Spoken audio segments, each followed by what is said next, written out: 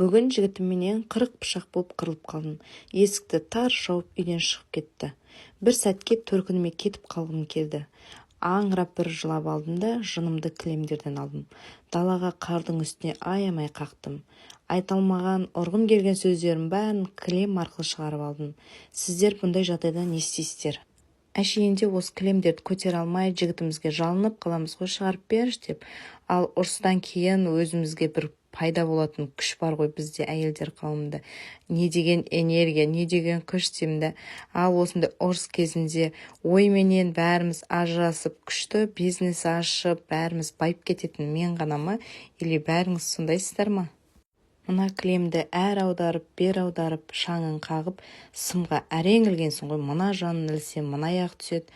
Әрең дегенде іліп, деп тез-тез үйге бардым да сыпыртқынап келдім да екі бетін аямай сыпырып тастағансың ғой.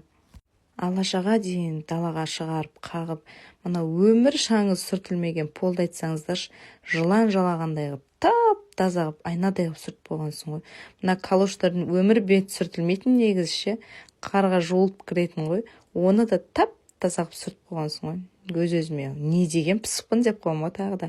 Үйге жаңағы кілемдердің бәрін қайтадан кіргізіп, алашамды бәрін төсеп әдемілеп қойып қойдым. 2 сағат өткеннен кейін, ашуың басылғаннан кейін жігітің келіп, менікі дұрыс емес, кешірші деген сөзін күтеміз ғой, қыздар, айтыңыздаршы.